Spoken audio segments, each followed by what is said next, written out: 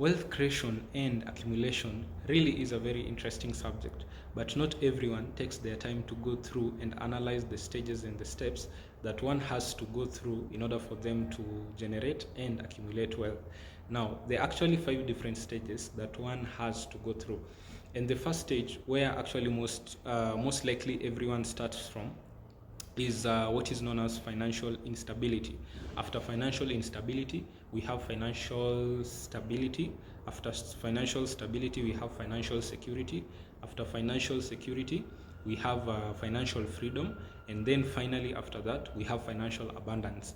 Now, everyone almost starts from the bottom, and with that pyramid, you actually realize that there are actually a lot of people at the bottom, and as you move higher and higher and higher, the number of people reduces. Now, in financial instability, this is where you are most likely in debt. And most likely everyone starts from there, because you can imagine for someone maybe who has gone through college, university, and all that, by the time they are through with that process, they're already in debt. They're already in debt, and they actually have to start working from there. So financial instability is where you're actually in debt, and then you have to start building from there, and then you'll now move to financial stability. Financial stability is now where probably you're not in debt, but the resources are still scarce. The resources are still scarce. You can't afford probably to go into some expensive restaurants, maybe to buy your dream car at that moment. So financial stability, you're out of debt, but the resources are still scarce. On top of that, we have financial security. Financial security is the third stage. And in financial security, this is probably, you can describe your finances as being healthy. You can probably be in a position to take some risks here and there. That is the third stage. And then the fourth stage, we have financial freedom. Financial freedom, this is where you are prosperous. You have prosperity. You have it, probably you are a millionaire in your environment at that moment. Now, that is financial freedom. And then of course the last stage that everyone should aim to move to is financial abundance. Financial abundance, this is where you actually can be able to create massive impact around the world. You can think about some of the billionaires that you know around the world. They are at that level, financial abundance, where they can create impact, massive impact to a very huge population. And that is the aim that you should be having. Now, this is a very quite interesting subject, and it's so much important for someone to understand the process that it requires, because we also have the cash flow quadrant, and now this is the pyramid of wealth. And there is actually a good relationship between the cash flow quadrant and the pyramid of wealth, because in the cash flow quadrant, what simply happens is that there are 4 ways to generate income. You can be an employee, you can be self-employed, you can be a big business owner, and you can be an investor. And from the analysis that is actually being done, when you are an employee or self-employed, what you actually do is just trading your time for money. You're trading your time for money. But when you're a big business owner, what you're simply doing is trading systems for time. And when you are an investor, you actually put in money to make more money, and you have the whole time.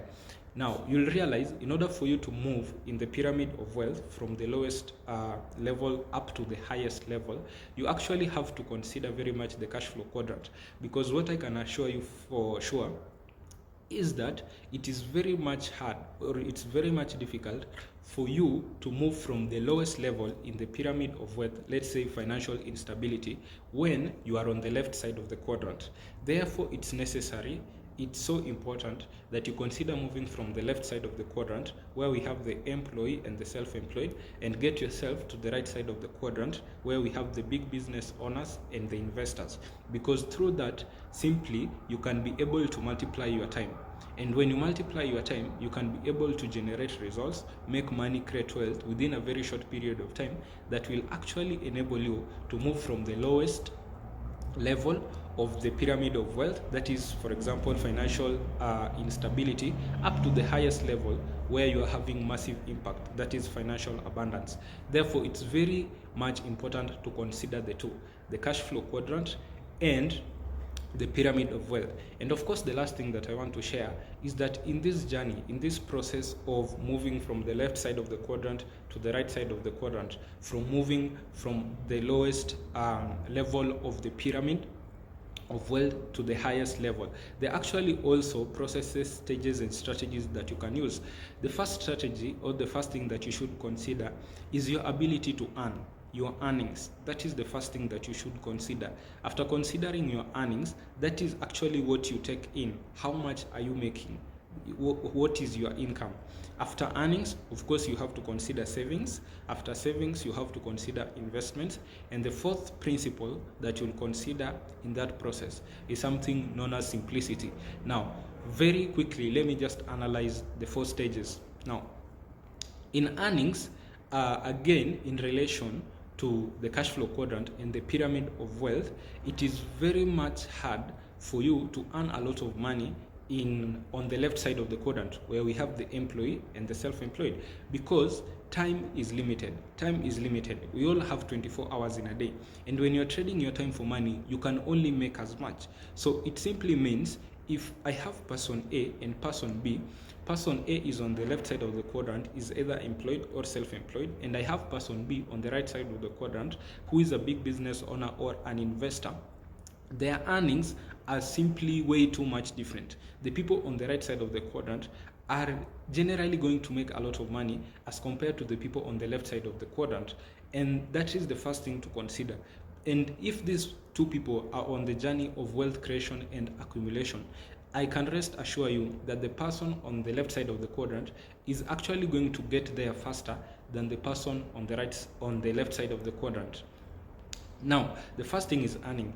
The first rule in the principles of creating wealth simply states that you should not put an umbrella on what you can earn. You should not limit yourself as to the amount of money you can earn. And that is what happens on the left side of the quadrant, where we have the employee and the self-employed. Now, when you don't limit yourself, and that will happen on the right side of the quadrant, it simply means you're utilizing leverage. It also means you're utilizing a system.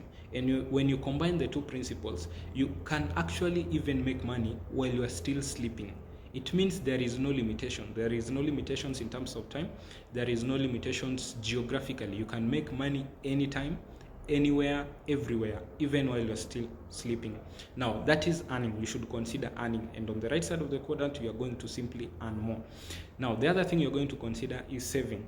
Out of your earning, how much are you keeping back? How much are you keeping? Because most of the time we'll earn, but of course we have expenses and we have bills and all that. But savings is, how much are you keeping? Now, when you have savings already, the third step you're going to consider is actually investment, because that money needs to work for you. And you'll realize investment is actually on the right side of the quadrant, the lowest bottom, where money works for you. And then, of course, after that is simplicity.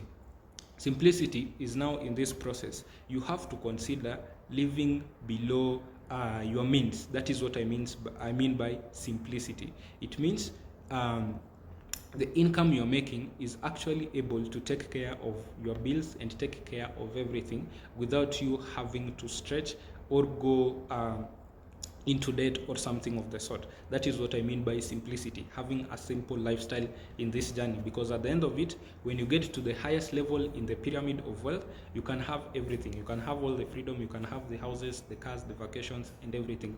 So you might as well consider that: income, saving, investments, and simplicity. I hope you got value from this.